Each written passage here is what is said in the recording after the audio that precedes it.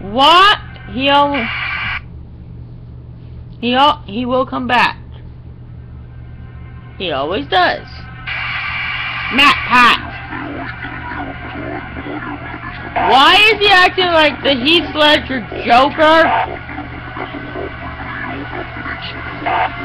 And why is he acting like Freddy Fazbear? Stop looking at me like that! It's time. But I gotta admit, I love game theory, and I want them to make the second part of this thing.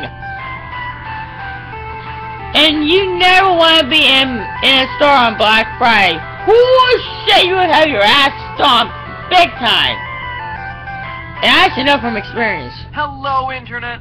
Welcome to Game Theory, where good things, or at least FNAF things, come to those who wait. Yay! Man, when it comes to this game series, no one was waiting. Stay out of the store on Black Friday. Came out 3 months after the first. The trailer for the third was 2 months later, and like 4 minutes after that, the game was available to download. So forgive me if I went with my pants down on that one. I just wasn't prepared for it. But even more impressive than that abbreviated timeline was your ability to rip that final game apart.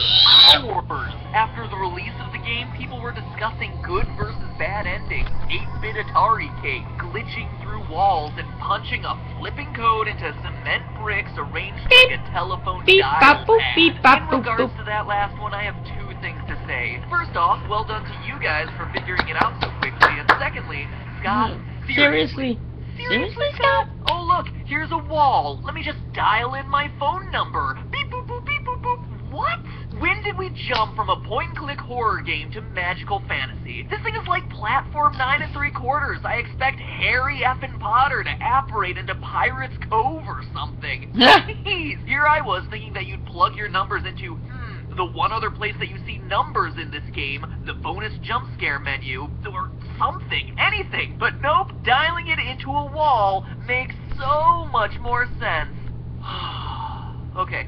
Sorry, just needed to get that one off my chest. Moving on. Now, with 15 days at Freddy's under our belt, 20 overtime hours clocked in for good measure, we have ourselves a completed video game trilogy, with the third game giving us more jump scares, more phone guy, and more fan. But this game also contains the final clues we need to get some closure on this game's deviously vague story. Scotty C certainly didn't make things any easier for us, but at this point I think we finally have enough puzzle pieces scattered across the 3 games to assemble a fairly There's gonna be a 4th game, so why did you even bother saying that? You guys had a, let's just say, above average interest in this theory. I want we all wanted to know as many questions as possible about this franchise. But beyond just the details, the question we all want an answer to is, what exactly happened in the story throughout this series? It's a pretty fundamental question to not have an answer to, and yet, despite thousands of videos, forum entries, and Tumblr posts, whoa, hey, put that away, you behave yourself. This game is already scary enough without you sticking your hook somewhere it doesn't belong, okay? Despite all of those things, we still don't have a clear picture on the details. Yes, there's a child killer on the loose, the infamous purple guy, who's been using Fazbear pizzerias as his hunting ground of choice for years, but going into the 3rd game, we still weren't sure about who this guy was, or even how many victims he'd officially taken. Then there are the animatronics.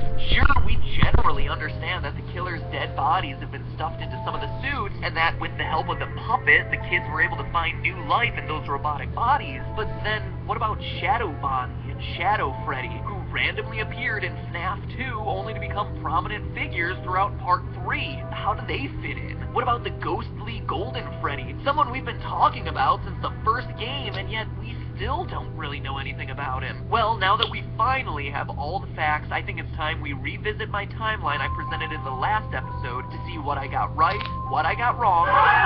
You heard that. Wrong. No shame. I'm a big boy. Mommy, wow, I'm a big kid now. And finally fill in the missing details to create what I believe to be my definitive 5 Nights theory. And boy, howdy, it is a doozy. So strap in, theorists.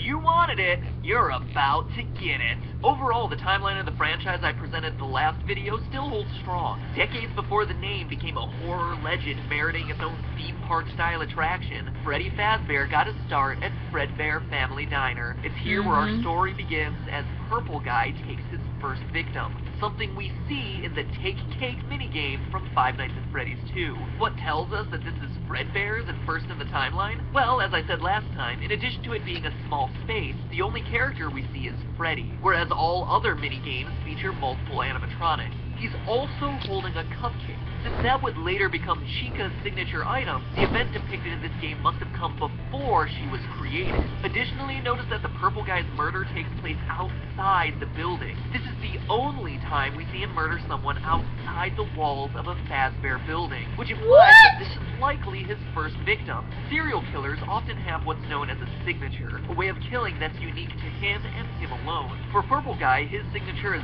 dressing in an animatronic costume, then luring children to the back of the pizzeria and killing them there. But this murder occurs before he developed this particular style, implying that it's the first. From there, we know that the puppet jump scare that always follows this minigame, combined with the tier design on both the dead child and the puppet's mask, implies that the soul of the first child now exists in the puppet. The event caused the original owners to sell the Fredbear name, who then rebranded and avoided the negative PR, becoming what we know today as Fazbear Entertainment. They then opened a new chain of restaurants, which we never saw in the game, until the release of Five Nights 3. This is not Fredbear Diner like many interpret, but rather the first location of Freddy Fazbear's Pizza, predating the events of Five Nights at Freddy's 2. How do we know? Well, by paying close attention to the old recordings of Phone Guy dug up in FNAF 3, he introduces us to Freddy Fazbear's Pizza, not Diner, before explaining the functionality of the special spring lock suits. Welcome to your new career as a performer/entertainer for Freddy Fazbear's Pizza. Right now, we have two specially designed suits that double as both animatronic and suit. He also lets us know that the animatronics are still allowed to walk around freely during the day, meaning that this is happening Golden Bonnie and Golden Freddy. And Golden Bonnie is aka Springtrap. Removing their frontal lobe and resulting in the animatronics being restricted to moving around only at night. For ease of operation, the animatronics are set to turn and walk towards sound cues. As Phone Guy informs us, and as we see in the Stage 01 minigame, there are two specialty suits, a Golden Bonnie suit and the origins of the infamous Golden Freddy. But the lifespan of these springlock suits is actually short-lived as we learn about their one fatal flaw. After learning of an unfortunate incident at the sister location involving multiple and simultaneous springlock failures, the company has deemed the suits temporarily unfit for employees. The classic suits are being retired to an appropriate location. Now, let's pause here. Two employees are killed by the failure of a Bonnie suit and a Freddy suit. Where else in the game do we see Bonnie and Freddy sharing a unique feature that no one else in the game possesses? Shadow Freddy and Shadow Bonnie. Could this be the origin of the paranormal Shadow suits? Yeah. Yes. Actually, Shadow Freddy and Shadow Bonnie are tied to the ghosts of the employees who died in the spring suits. Get this, the employees' bodies were taken out of the suits, which is why their appearance is more paranormal and why they can't possess them as well as the children can. Plus, having this as their origin would explain the in-game behavior of both suits. In FNAF 3, we see that Purple Guy hides in a secret safe room that has been built into every pizzeria, a room that's hidden to customers and invisible to the animatronics programming. During the minigames that occur between nights, we see Shadow Freddy lead the other animatronics to this secret room, only to cause them to glitch out and then get torn apart by Purple Guy. This supernatural origin story is how Shadow Freddy is able to enter the safe room when other animatronics can't. How he's able to lead you to that room in the first place when other animatronics wouldn't be able to see it based on their programming, and even why he leads you there, knowing that Purple Guy attacking you will eventually free your soul.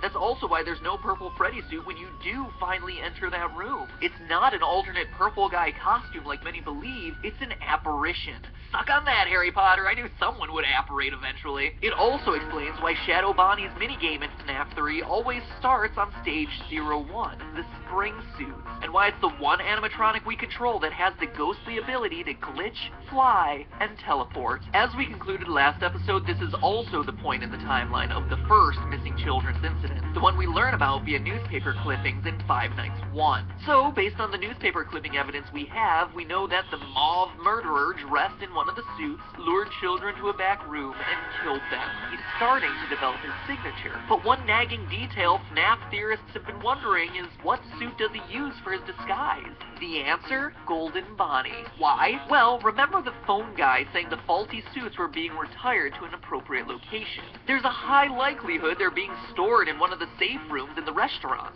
Plus, we hear in FNAF 2 that the purple guy has a habit of using a yellow suit. We had a spare in the back, a yellow one.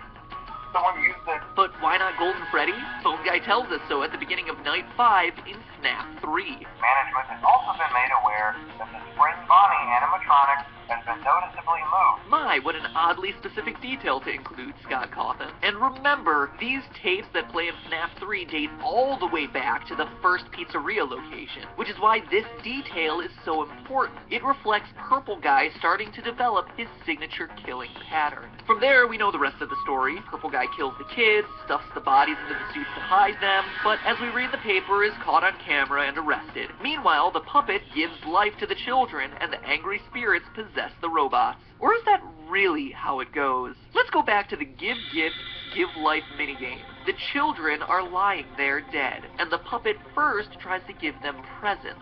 Weird, right? Weird until you consider that his place is at the prize corner. Giving presents is the only thing he knows that can make children happy. It's a reflex. Remember, this is still a child's spirit in this puppet, but when that doesn't work, the puppet goes around one more time and does the only other thing it can think of. Put the bodies into the suits. You heard that right. In trying to save the children, he's the one hiding them in the animatronic suits. Not the killer like we've been assuming. But then what about the fifth child, as there's only 4 here? Well, as we pointed out last time, the fifth child is there too, appearing at the very end of the minigame and taking the role of Golden Freddy. But remember, Golden Freddy is a decommissioned spring-lock suit at this point, deemed too unsafe to be functional. The reason he's slumped over and can't move like the rest is that his endoskeleton has been taken out. He's in suit mode, not free-roaming mode. He physically doesn't have the mechanisms in place to stand up and move. Possessed or no, a dead child's spirit just can't give a boneless suit the ability to stand. This also explains the lone naked endoskeleton that appears occasionally in both Five Nights 2 and Five Nights 1. An endoskeleton that once belonged to Golden Freddy. Whew. I know I made you wait for this one, so I knew I had to make it count. Heck, if there ain't a lot to cover. Still with me? Good, because we're ready for our next location. You see, since the puppet hid the bodies, no one knows they're in the suits until they start oozing and smelling, which, as we see in the papers, eventually gets the place shut down for health violations. The company tries to recover from, quote, the tragedy that took place there many years ago, but can't, and eventually is forced to shut its doors for good. This leads to the trailer for Five Nights at Freddy's 2. Finally, we're actually going to talk about a game in the series. Seriously, can you believe we've been going this whole time on locations that aren't even settings for the 3 main games? That is why this lore is so challenging, but also so interesting. Anyway, forgotten, dismantled, deactivated. These are the words you see at the beginning of the trailer. Back when the debate about whether this game was a sequel or a prequel to the first game, these words made it seem like a follow-up, that everything had been shut down since the first game, but it wasn't. These words are a reference to the business being closed down after that first missing children's incident. That's why posters everywhere in Five Nights 2 are all about the brand new Fazbear Pizza. It's the grand reopening after years of being out of business. That's also why the new toy animatronics have built-in facial recognition software to a criminal database. They need to be careful to prevent another incident, but as we know, it doesn't work. As we see in the Save Them minigame, 5 more children get killed in this new location. We know it's the new location because the minigame map's layout perfectly matches this new Fazbear business. We also know it couldn't have happened earlier in the timeline, as both the old animatronics and new toy robots are presented in the game. But this time, the puppet's solution isn't saving the kids, it's stopping the killer. He enlists the help of Freddy to try and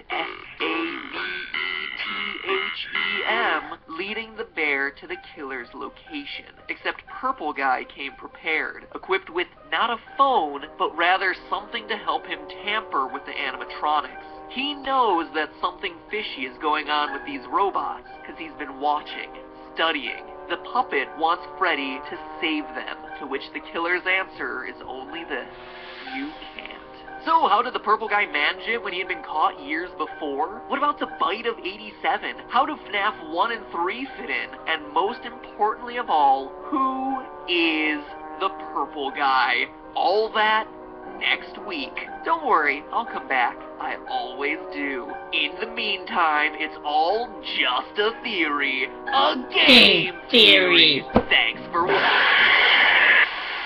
Make sure you don't miss part 2 by clicking subscribe. Well, honestly, you still might miss it. The subscribe button is really just a glorified bookmark button. But still, it's the best you're gonna get, so might as well do it. Okay, he said next week. And when was this? When did he release it? It was April 26th. Guys, I think it's next week.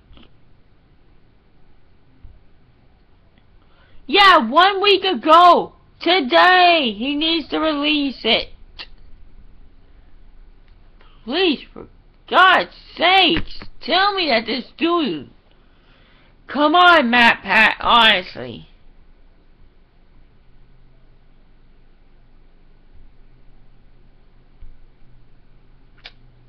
He has not done the part 2.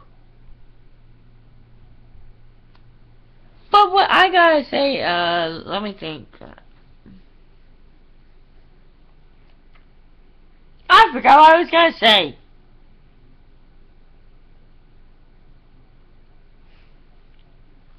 There was a part I was gonna say, but I can't remember what it is anymore. Don't you really hate that?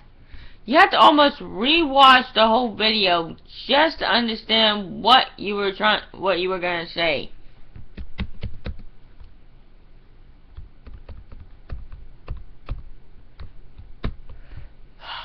God dang it!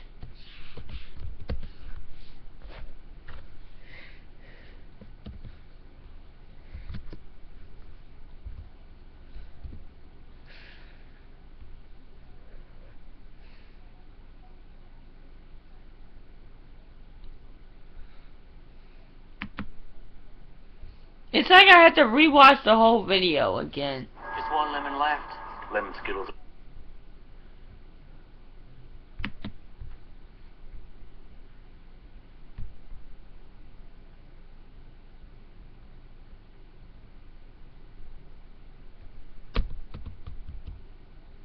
Those robotic.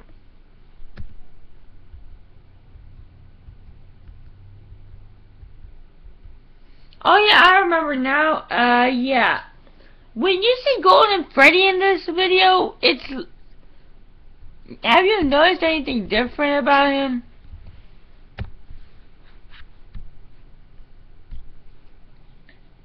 There's no teeth, no nothing. Wait a minute, that's not it. And I know the things that, but I think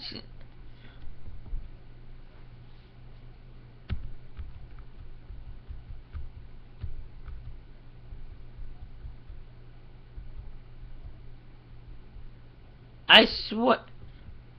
Ah, here it is. About. I have actually not been 95 yet, so basically I will still hear that message about Springtrap.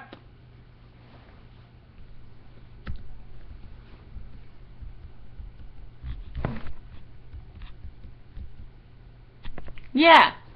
At 12 minutes and 8 seconds, you see Golden Freddy with no teeth.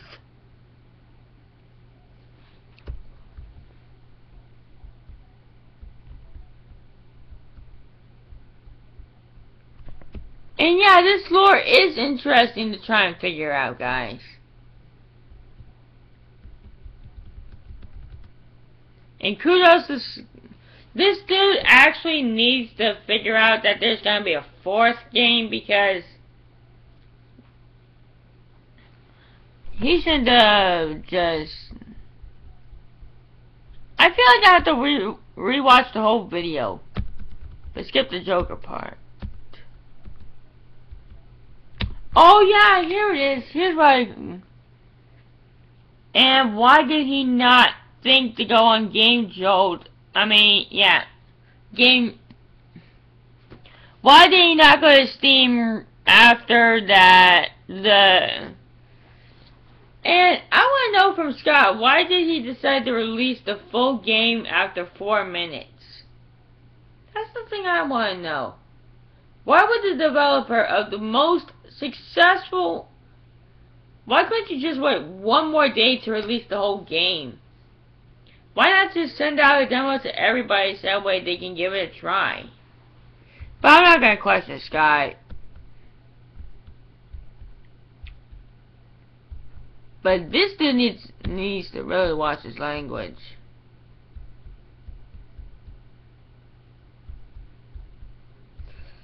But why would the killer use the same hunting ground for over 30 years?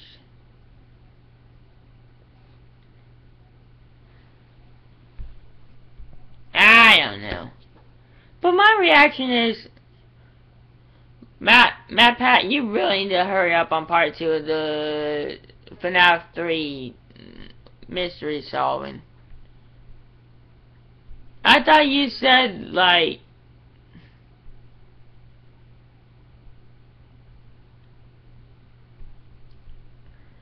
Alright, it says here about the game theory. Whoa!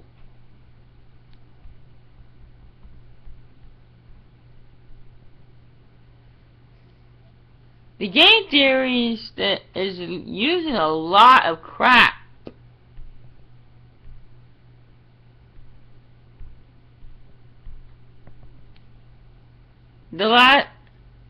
Guys, I don't think there's gonna be a Five Nights at Freddy's 5 and 6. Or 7 or 8. Here's what someone said. Five Nights at Freddy's 5, the last chapter, part 2. Number 6, The Return. Number 7, He Always Comes Back. And number 8, Never Ending Nightmare. Do you really think Scott is gonna make 4 more games after number 4? Guys, honestly, if you really think Scott is gonna make another 5 games, he's just gonna make number 4 and that's it. I bet the dude is sick and tired. I bet the dude is exhausted of having to find new ways to beat his last game. And besides, who's gonna be next? Are we gonna see the next generation animatronics? That's what I wanna know.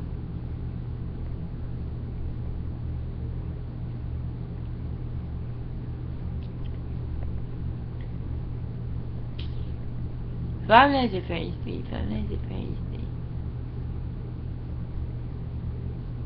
Y'all really want this guy to finish.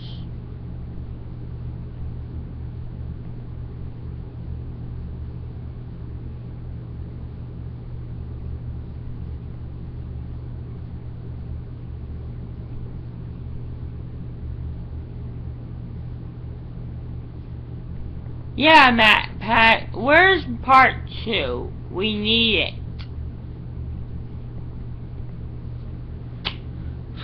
Anyway, thanks for watching my reaction. I kinda think he needs to hurry up on part 2, but anyway, thanks so much for watching. Click that like button in the face, like a boss, and high five all around. And thank you guys, I will see all you dudes. And slash and subscribe, and I will see all you dudes! in the next video. Bye-bye! Or am I?